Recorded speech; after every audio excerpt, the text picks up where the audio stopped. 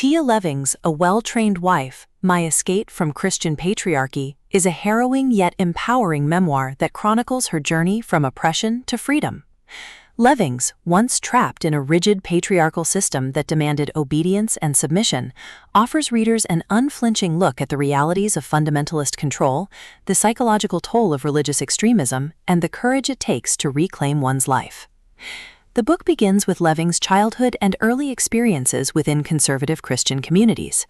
She describes how patriarchal teachings were woven into daily life, shaping her identity and expectations as a woman. From an early age, she was taught that her role was to serve, obey, and remain silent. Levings recounts how these beliefs became internalized, creating a framework of fear and compliance that would dominate her adult life.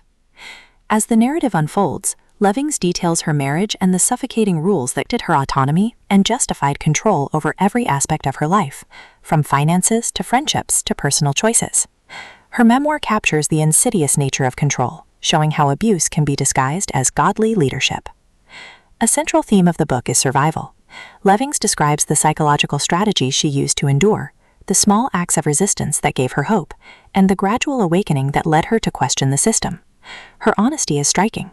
She admits the fear, shame, and confusion that accompanied her journey, but she also highlights the resilience that kept her moving forward. The narrative is enriched with reflections on faith. Levings does not reject spirituality outright. Instead, she examines how religious institutions can be manipulated to enforce control. She challenges readers to distinguish between authentic faith and authoritarian dogma, offering a nuanced perspective on belief and freedom. Stylistically, Levings writes with raw vulnerability and clarity. Her prose is direct, often painful, but also deeply moving. She avoids sensationalism, focusing instead on the lived reality of women trapped in patriarchal systems. Her tone is confessional yet empowering, inviting readers to witness her struggle while inspiring them to seek liberation in their own lives.